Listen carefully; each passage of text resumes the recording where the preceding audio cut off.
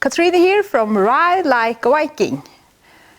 And this session is about how the riding signals and the patterns I use when riding transfers from the groundwork. Because what this mare has been doing during the groundwork is the same as I'm going to do when I'm riding her.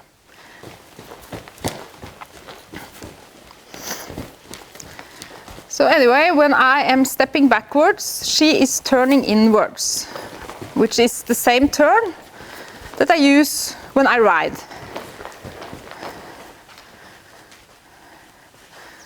And I want her to find her own stop by kind of moving 1, 2, 3, 4, stop, and stop facing me.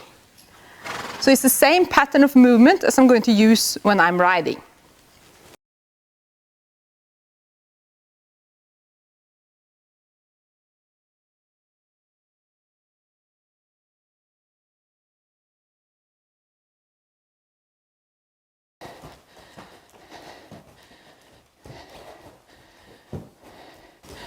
She doesn't know what turning inwards is. She has probably always been doing this and turning the other way around. I think that's how she has been taught to turn.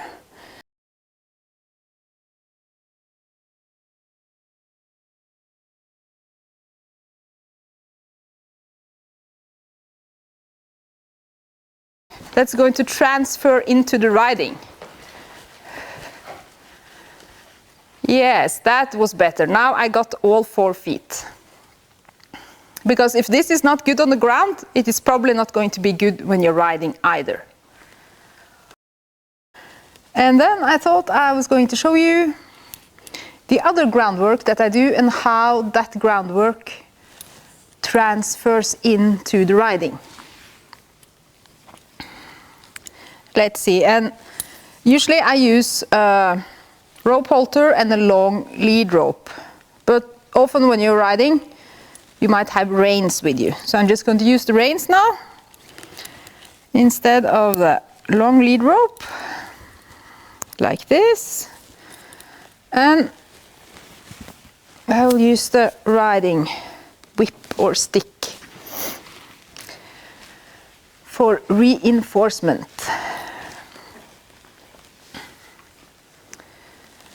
Yes, let's see here. So like pointing and moving her front end over is something you can transfer into the riding. But the main thing here is that I'm able to move her hind end over and that she finds her own stop from that point. So this is basically the same stop as in the hooking on, but it's done with a halter and lead rope. So this is also her finding relaxation in her body and finding her own stop. So I'm not stopping her by pulling here or stepping in front of the driveline. And that's what I've seen many people do when they do groundwork with the horse, is to go in front of the driveline to stop the horse.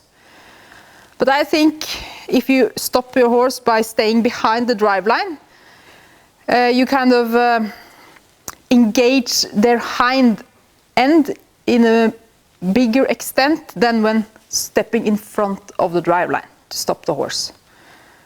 So it has kind of many benefits in that terms as well, because then the horse will be used to using the hind end while stopping and while moving.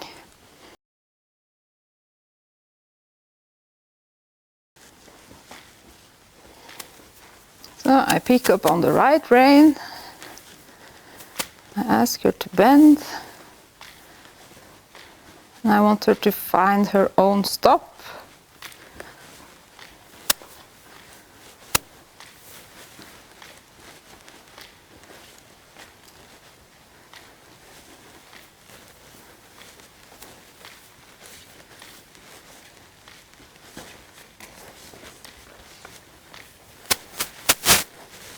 Ooh, Oh, like this. Yeah, that took a while.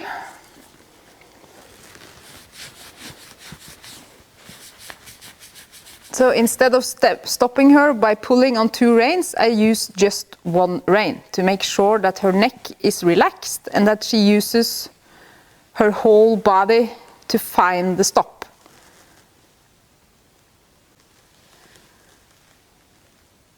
Yeah, so if you do a good job in teaching your horse to respond to you picking up the left rein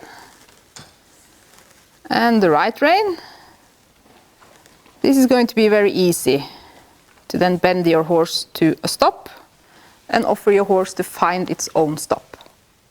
I stop her with 1 rein, because then her neck comes down and she bends.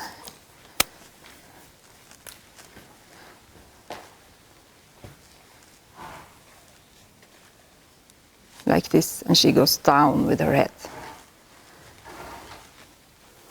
So like if your horse becomes worried or something, it's very good that your horse knows how to do this, because then you can stop your horse and empty out worry at the same time. Because then stopping your horse with 2 reins will not empty out worry. It might stop your horse, but the worry will still be there. Yeah, I think this was a really good start. I think she understands this. And that's the most important thing before you start doing this at a faster speed, is that your horse actually understands the signals and how to find its own stop. The session is over. Let's see now if she wants to stay with us or if she wants to leave.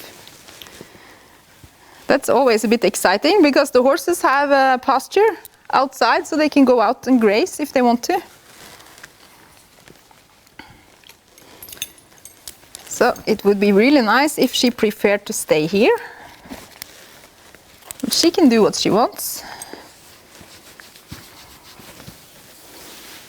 We can see.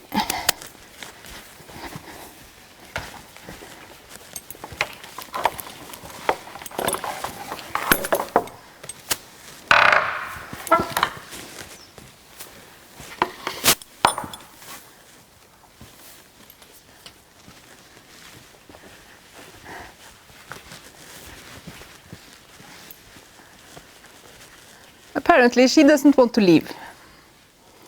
That's a great compliment.